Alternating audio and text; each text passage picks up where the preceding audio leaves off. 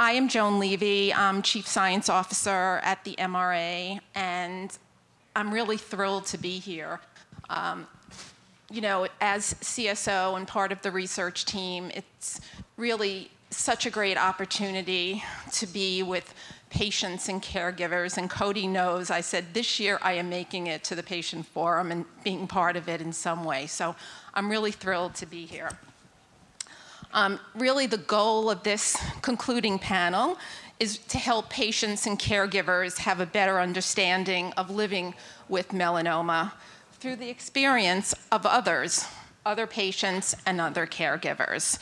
So joining me, and maybe I'll sit right now, are two patients, David Marks and Ken Billett.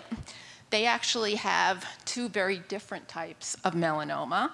And to the left of me is Pat Janiak, who is a caregiver to a loved one with melanoma. So welcome, everyone. And what I thought of doing is to start off this with some introductions by each panelist. 2 to 3 minutes introducing yourself, your diagnosis, part of your patient journey. Remember, you don't have to say it all in the first 2 to 3 minutes because I'll be asking you a lot of questions and you'll be able to fill in. So how about if we have Ken start off? Good afternoon.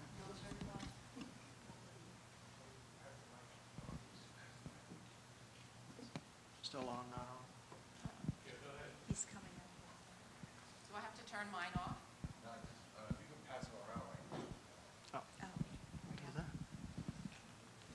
Okay, good afternoon.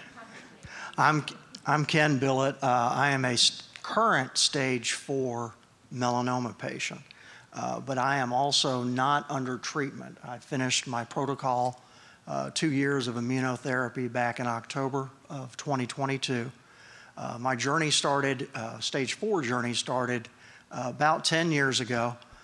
Previously biopsied lesion, metastasized. I had that removed again in 2011, which is stage 2B. 2 years later, a PET scan showed that I had active metastases in both of my lungs. Interesting piece of that is the biomarker testing showed that I had a c-KIT mutation. So I actually started a targeted therapy at that point. And for the next 7 years, my tumors remain relatively small and stable. As a couple of people mentioned, Bill a moment ago about the pandemic, in June of 2020, I had a spot showing up around my right adrenal gland. And then that started another part of my journey where I began immunotherapy, as I mentioned a moment ago.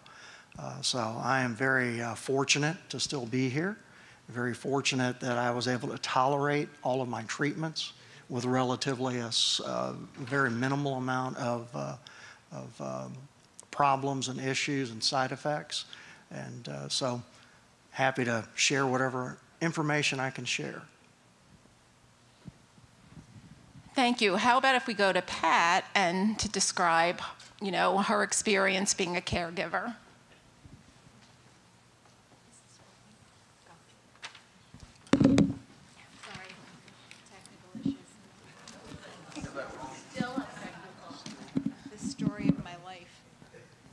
Not on. I don't know which one. Is this one? I think we might have to pass that. Technical difficulties again, story of my life. All right.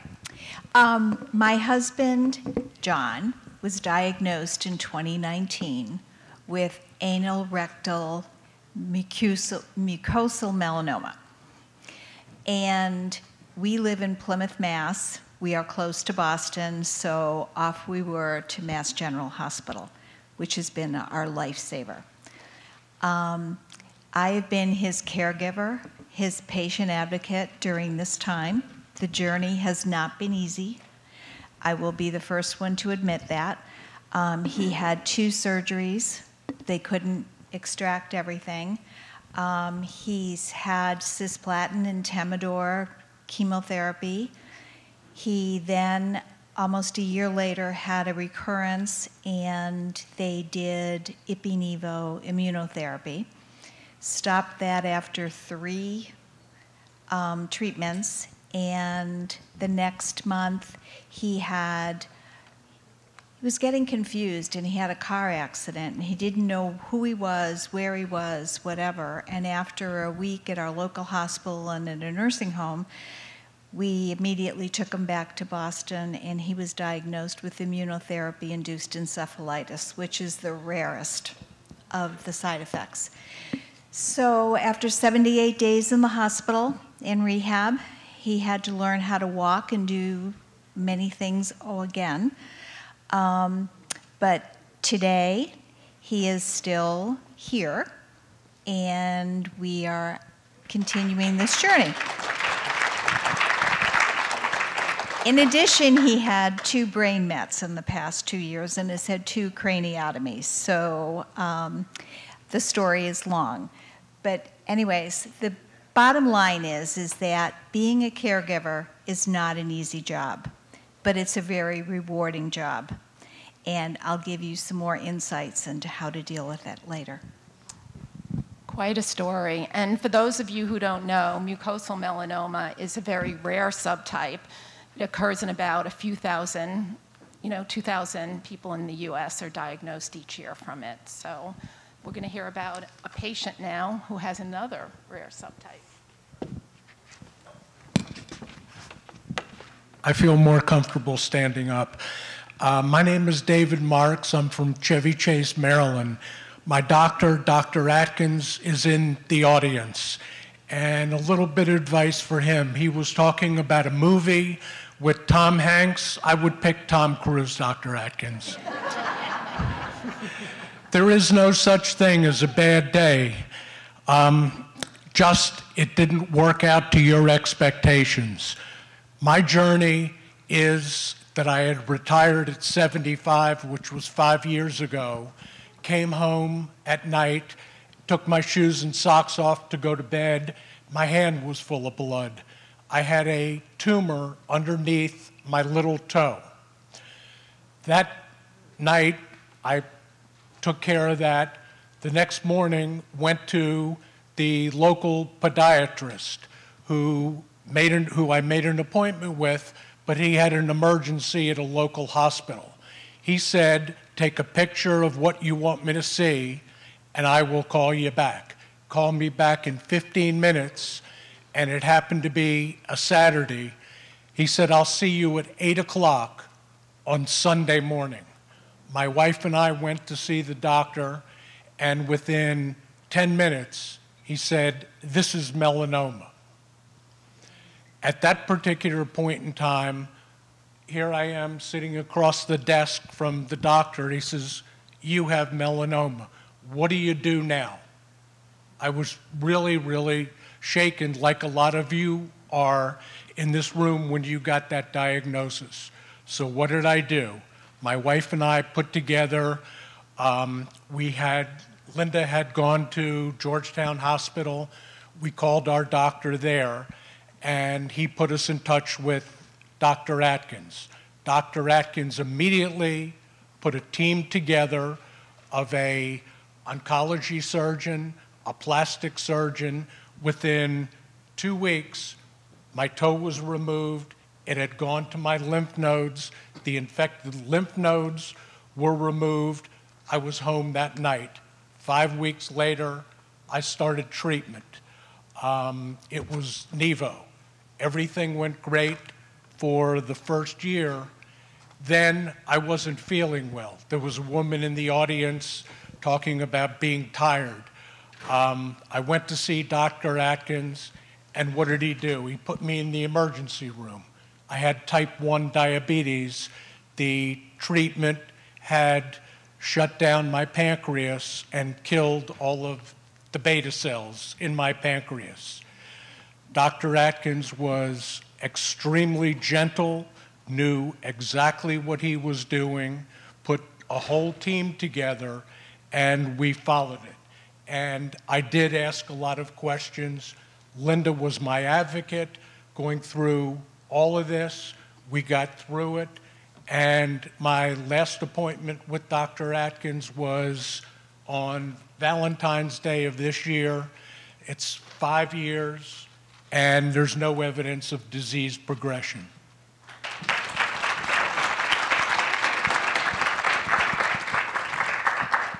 Well, such enlightening stories. And maybe for those of you who don't know what acromelanoma is, it occurs on the palms of your hands, the soles of your feet, under your nail beds in the non-sun exposed areas of the body. So anyway, what I now wanted to say is when, from what I've heard, when patients are diagnosed with any cancer, it's, as you know, totally overwhelming, not only for the patient, but also for the caregivers and loved ones. And sometimes I've heard they kind of, some patients have told me they feel like they can't get out of bed for a while, but then there's something that motivates them to get back on their feet.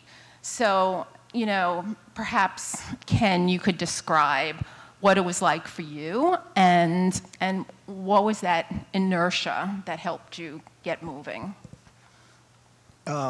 When I was first diagnosed, when the doctor oncologist came in the room, told us what was going on, and said that if we don't get you in a clinical trial, you might be dead in 9 to 12 months. And my wife visibly gasped.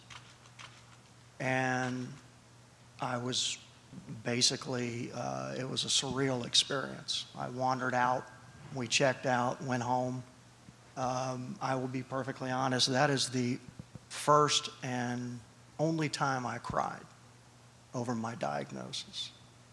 And that morning, the following morning, is when I said, okay, we're going to get to work. I'm a realistic person, a pragmatic person. I'm not a Superman. I don't compete in bike races, and I also, by the way, do not eat a very healthy diet either. So, at least you're admitting that. At least That's I'm good. admitting that. Yeah. But in that regard, that was when I said, okay, we need to get to work. We, meaning my wife and I, and we talk about Pat talking about being a caregiver. My wife is my rock. And I don't say that just because this is being recorded and she'll see this at some point. But she is my rock. She is the one that muscles through everything. And that's what I was sad about, what was going to happen to my kids, what was going to happen to her. And also, because this was back in 2013, I told my family, get off the internet. I said, things have changed. Everything was moving forward with immunotherapies and other trials and so on. And I said, stop looking at those 3 and 5 and 10-year survival rates. I said, we need to start working forward. And again, when I talk about fortunate, it's also my biomarker, having a c-KIT mutation, knowing that there were other treatment options available to me, even though it was a rare piece to that. But again, to answer your question, we just simply got to work. Not that that's whatever you want to call it, the way that everyone else handles it. Everybody deals with this individually and how they work their way through it. But I'm just the type of person that just give me a problem and I'm going to go try to solve it. Yeah, that's great. David, what do you have to add to that? I believe that your attitude plays a huge role in your survival. In business, I listen to motivational tapes all the time, going back and forth in the car before we had satellite radio and everything. And I'm convinced that attitude is everything when it comes to melanoma or any other type of cancer. It's all going to work out. There is no such thing as a bad day. It just didn't meet your expectations. And I went through the whole 5 years with that attitude and still have a very positive attitude and just continue to do that. Thanks. And Pat, as a caregiver, I'm sure it was really, really tough. So what got you going? Well, I think got me going is that John had the will to live. No matter what we heard, he was willing to go through whatever he had to go through. Mainly for our 3 grandchildren that live north of San Francisco, so it was trips out there that kept him going and whatever. But I don't think the journey was what he expected, obviously, from what I've said. And I think if I could tell anybody or suggest to anybody is ask questions. Our oncologist and their team were great, but when we got to the encephalitis part of it, I have to be honest, they actually said that they were learning with us. It was so rare and immunotherapy was so new that there was no history. We didn't know what the outcome would be. But I also caution people as caregivers that sometimes we can get too involved and we don't take time for ourselves. And that's the one thing I wanted to impress upon everybody today, that, you know, you have to balance it out because the caregiver is, you know, the patient's going through everything, but the caregiver has to keep everything going. And so you need to find time for you. You need to find time to be able to relax, to get out of the house, to be somewhere else, and walk, meditate. I'm a Reiki master teacher. I have to say Reiki's been a big help to me throughout these 5 years. But we all have to get involved in something. Yeah. Definitely. Can you? No, yeah, definitely. You have to say it that way. That's what I wanted to make sure also to say at one point is that you have to be good to yourself. As both the patient and as caregivers, you have to be good to yourself. Find something to get involved with, is like you said. To get John more involved, though, I actually got a puppy in 2020. And he So you had had a child in the house. I had a child in the house, and we have a puppy that he walks 4 times a day. There you go. Well, they're bringing in the exercise, right? Great strategy. Animals are great like that. Yeah. Pets are great. Oh, sure. I also believe that it's a lot tougher sometimes on the caregiver than it is on the patient, because you have a tendency to, as a caregiver, to let your mind get out of control, and you have to be able to control the emotions that are attached to that. Every time that I went to see Dr. Atkins, I brought my wife Linda with me, because I felt that 4 years were better than 2, and I might not be paying attention, or she might not be paying attention. During COVID, I had a very interesting experience since she was my advocate.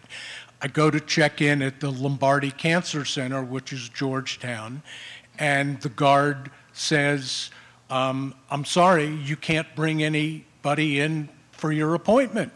And I said, well, she's my advocate. She has been for the last 2.5 to 3 years. And this was during COVID, and this was 2.5 years ago. And the guard said, I'm sorry, you can't do that. So I said, okay, you're making her wait outside in the parking lot. Then what I'm going to do, I'm going to go in and ask Dr. Atkins if we can have an appointment out in the parking lot. He never heard that story, and all of a sudden, we both got in to see Dr. Atkins. Good for you. Really good for you. Your own advocate. Absolutely. That's the recurrent theme here, that patients and caregivers have to be advocates.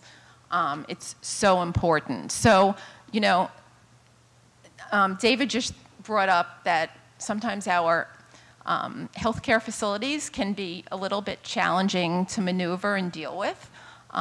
So he provided an example of how he overcame, you know, one particular obstacle. Pat, Ken, whoever wants to go first, what challenges have you encountered and how have you been able to overcome them? So when we've had emergencies, John has to go to our local hospital by ambulance. And so the local hospital can't deal with his diagnosis. They say that it's above what they're able to do, but they don't really do anything to foster us getting out of the hospital. So I think that the biggest thing for me was that when we talked to the oncologist in Boston, on a Friday night, he said, I've talked to them, I've told them what they have to do, and here is my personal cell number that I trust you with, Pat. And if this doesn't happen, you call me and I'll make sure that it happens. And little did I know that he was going on vacation the next day, but he was willing to take our phone call. So that was awesome. You know, we all need an oncologist like that. And the staff has always been great. So whenever we've had an issue, we've just worked it through. You know, I'm not afraid to ask the questions. I'd rather ask a question than not ask a question. I was brought up that there was no stupid questions. You took the words right out of my mouth, because, you know, I was going to say there absolutely is no stupid question to ask. Anything on your mind, you should ask. And if you don't ask, you don't know. Exactly. Yeah, the prior, or one of the prior presentations, they had the slide that had asking questions. Remember, we were talking about that at the table. And that's a perfect example of what everyone should do. Bring somebody with you. Bring a sheet of paper, your computer, your tablet, what have you. Ask those questions. Have that other set of ears and eyes that are with you. And I think same thing, just ask. My team gets very tired of me asking all the questions all the time about my oncology team, you know, politely, but they know that I'm going to wear them out after a while. I do that all the time. I mean, I'll share this quick story with you. My husband had to go to his primary care physician about a month ago, and it was a day that I couldn't go. And so I sent him by Uber to his appointment. And when he got home, he said, well, Dr. J wanted to know where you were. And he said, I told him that you couldn't come. And he said, phew, I don't have to be on my A game today. And John said, would you explain that? And he said, your wife asks great questions, but I always have to be prepared. I'm a believer in success comes from asking, and it's better to be a voice than an echo. Yeah, and also in terms of asking questions, a lot of times the patients and caregivers, you could actually make a list of questions before you walk in. I think someone might have alluded to that. I do that, yes. You do that. It's so important because, you know, then you'll have a list prepared, and from the conversation, you might have additional questions, but at least you have that list so you don't walk out and say, oh, I didn't ask him that, or I should have asked him that. So, you know, I think all of these things could really help to get the most out of your, you know, medical teams. So one of the other questions I'd like to dig into a little deeper is, you know, there are a lot of resources, especially with the rise in internet use and things on the internet and sites and all, some of which you might feel you could trust, some of which you might feel a little apprehensive about. But what were the resources, Pat, that you use, say, as a, you know, for your husband as a patient, and then if you could also comment on what resources you used for you as a caregiver? Okay. So for my husband as a patient, I did use Google now and then. Probably shouldn't admit that, but did use Google. Usually got all of the information off of the portal or from questions I asked the doctor. I also made sure that John had downtime, that he could process everything that was going on, and that we had what I would call date nights, where we would go out to dinner, or we would go out to lunch, or do something, as he doesn't drive anymore. And we don't talk about cancer or his illness at all. And that made a big difference because they live, eat, and breathe that every single day. They don't get the little breaks that we get as caregivers. For myself, as I said, I practice Reiki. I did meditation. I also do a lot of walking, and that all clears my mind and clears my space. Reading, different books, not on cancer, but just kind of keeping and having lunch with friends now and then, or going into the office because I'm still a realtor part-time. But those things make a big difference. You have to get away from it. You have to have downtime that you can be who you are, because otherwise this is all overwhelming. I encourage you, as I'm talking about the walking, that we have Step Up for Melanoma coming in May, 10,000 steps a day. I did it last year, 10,000 steps every day for the month of May. I can't even begin to tell you how good I felt at the end of that month, and I continue to still do it today. So I'm looking forward to the challenge. Yes, it's the month of May because that's Skin Cancer Melanoma Awareness Month, so that's why we do it in May. And actually, I participated. Was very excited that I did 10,000 steps a day, but unfortunately, when it came to June, I really should have said to myself, this needs to continue, but we're working on it. So, Ken, what resources did you look into to help you better understand the disease? Obviously, same thing with Google. And then started reaching out. And one of the reasons I know about the Melanoma Research Alliance is reaching out and asking questions and looking on the website. And also the other large melanoma groups that are out there as well. And then sticking to some of those groups that MD Anderson, for example, where my mother-in-law was treated years ago. I knew that they had a very robust melanoma team, if you will, and Mayo Clinic and things like that. That was really where I got started, that and message boards. And David? Dr. Google doesn't have a medical degree. So I would just call Dr. Atkins' office and talk to his PA or send an email, and extremely, extremely responsive on anything that happened. And that's when I was diagnosed with diabetes. I was in the hospital for 3 or 4 days, and guess what? Dr. Atkins came to see me every day. A lesson learned from that. The other thing that I got involved with, and you'll see it in your handouts from today, is the rare registry for mucosal acral melanoma.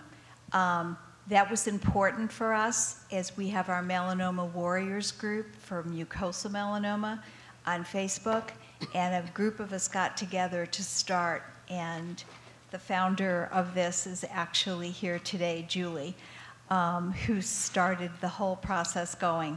And we're excited to say that we're up and running, and hopefully we'll get more information going forward.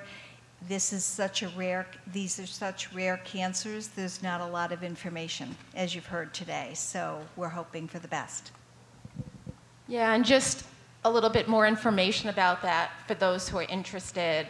So the MRA, a group of patients, as Pat said, approached the MRA a few years ago to start a direct-to-patient registry, really capturing the journeys of acral and mucosal melanoma patients. I would like to say that included in this registry, we do have the more common cutaneous melanoma patients. They are also able to join because we'd like to compare the journeys of the rare melanomas to the more common form. So this is a direct-to-patient registry. There are surveys to complete, again, on different aspects of your diagnosis, demographics, treatment history. You know, we're very excited to do this. We're compiling data for it. And one thing that we felt was very important is to give back information to participants. So they will actually see the data that's emerging in the registry, where they fit as they answer the different questions, and also they'll get information about potential clinical trials that are applicable to them, as well as information on webinars, meetings, and other pertinent information. But, you know, the MRA is really excited to be part of this initiative. More information is just outside in terms of the website. And I have to thank my MRA team members, Cody and Renee and Rachel, who might not be in the audience right now, for all the hard work that they did, as well as our patient advisors, many of which are sitting in the audience, as well as our clinical advisors who've helped in the survey questions. And I know, David, do you want to comment? raremelanoma.org.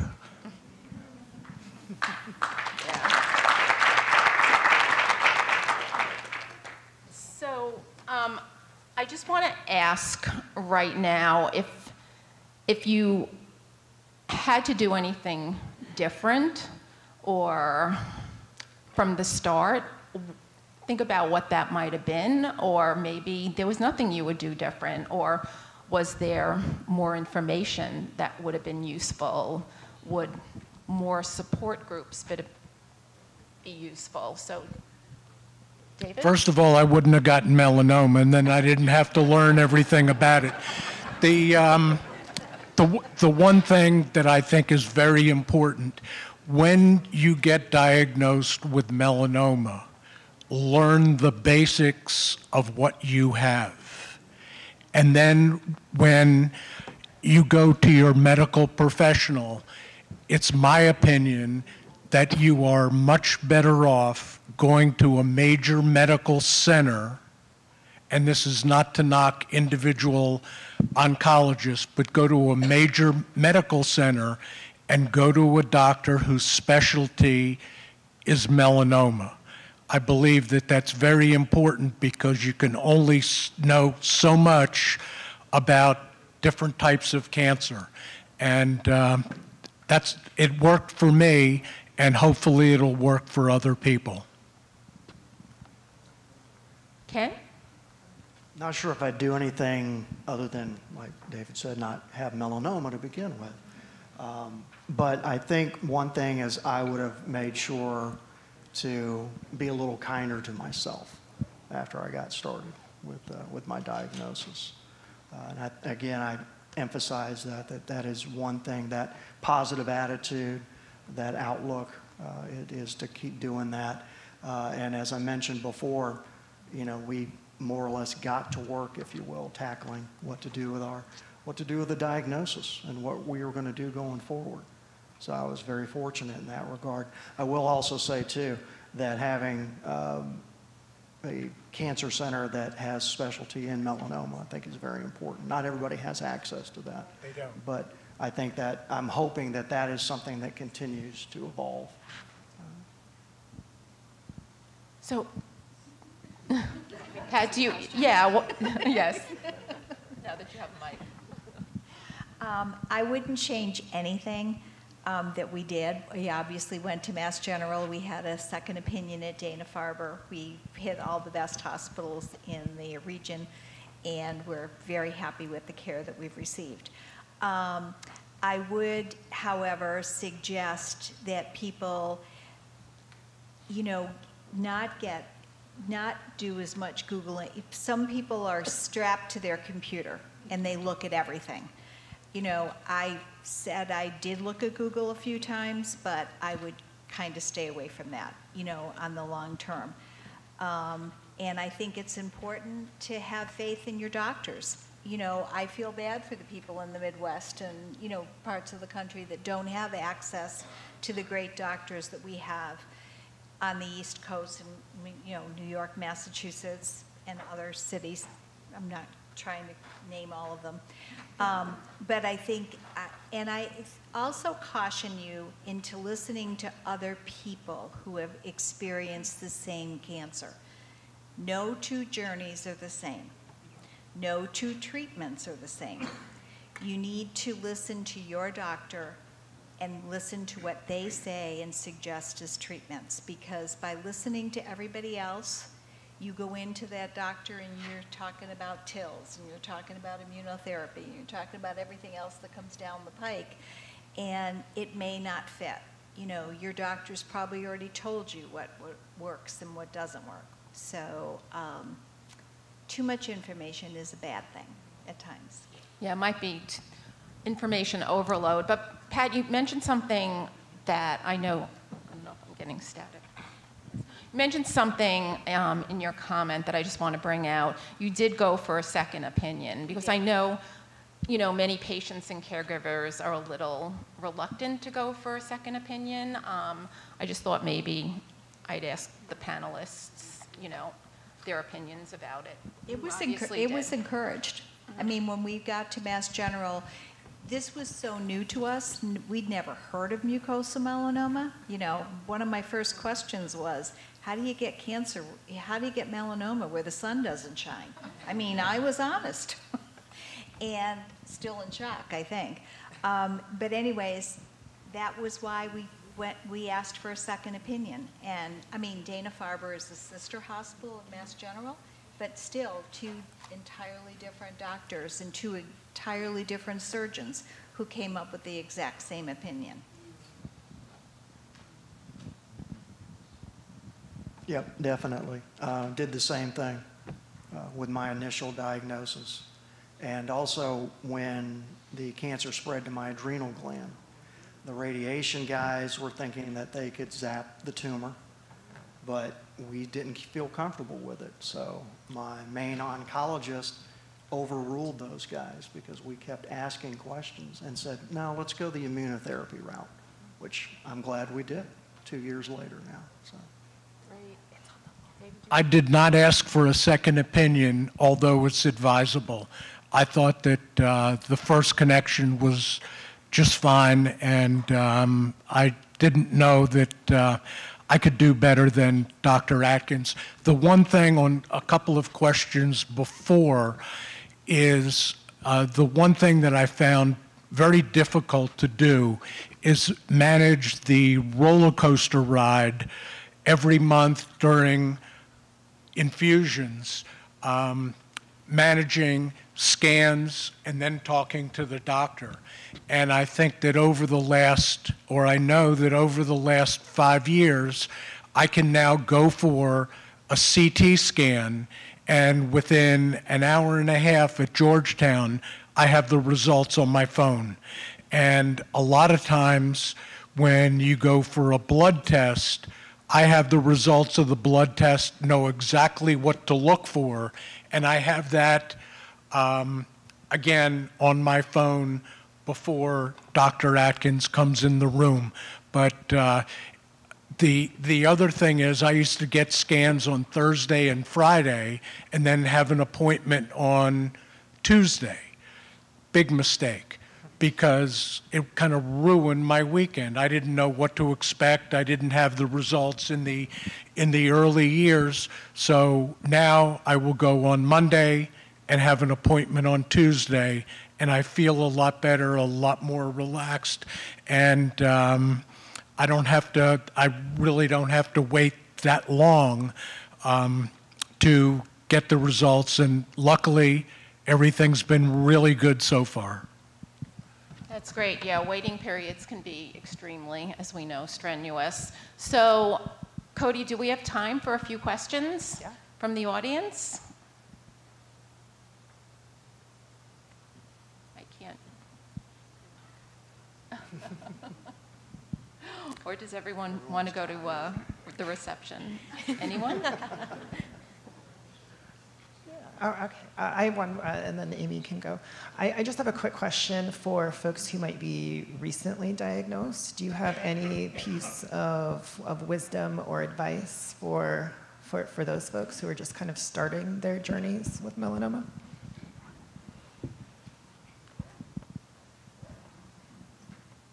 Gather as much information as you can, which I think one of us said a few moments ago. believe in yourself, believe in what you can do, and as you mentioned, believe in your care team. But ask a lot of questions. Make your care team work for that belief. And know that you're not alone. That's one thing from today that everyone should understand. We're all on this same journey together. And there's lots, and that was one thing that I did not know 11, 12 years ago, that there were so many people like me who were on this journey. So know that you're not alone. I made that offer at lunch, and I'm serious. If somebody ever wants to call me, email me, text me, please do. I'd love to talk with you. I do that as well for Emmerman's Angels and some other organizations. So. Actually, so do I. And it's a rewarding experience to talk to somebody who is new with melanoma, who was very apprehensive, and I never really looked for that, nor did I know it was there when I was first diagnosed. But the attitude, I believe, is a big helper, positive attitude. As the caregiver, remember you're on a roller coaster for a while. You're going to be, you're going to be the cheerleader, you're going to be the support person, you're going to be the person that, talks to your children and grandchildren, whatever, about all of this. But know that it's also a very rewarding experience and that you just need to take some time for yourself. Whoever you're caregiving for is going to need extra attention at times, but you need to take some time for yourself. Otherwise, you're going to burn out. You're going to hit a wall. And believe me, I've hit that wall a few times. So was there another question?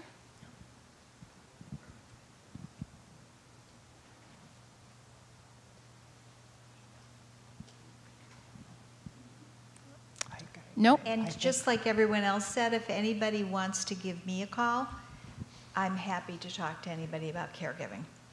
So I know we kind of went through, to just answer the question, your advice to newly diagnosed patients, but, let's conclude with like a minute statement of, again, what's the real take-home message that you want to send to the broader audience of patients who might be at all different stages of their disease? David, do you want to start? Sure. It is, the diagnosis is what's very, very difficult. And once you get through that, you get your medical team together, which I think is very important, and you're in good hands.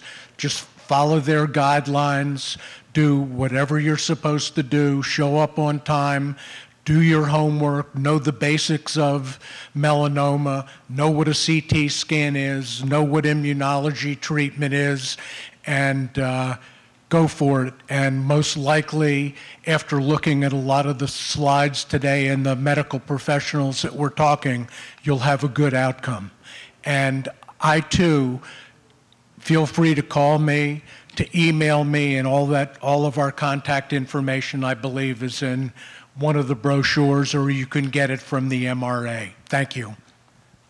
Thank you, Dave. Ken? Okay. You're a survivor beginning day 1 plus. That's something that everybody, again, as I mentioned a moment ago, day 1, you're a survivor, and you need to remember that and to continue fighting. And you're not alone. You're not alone. As the caregiver, you have to be the one who is, again, cheerleading, but you need to also remember that you help support the person you're taking care of.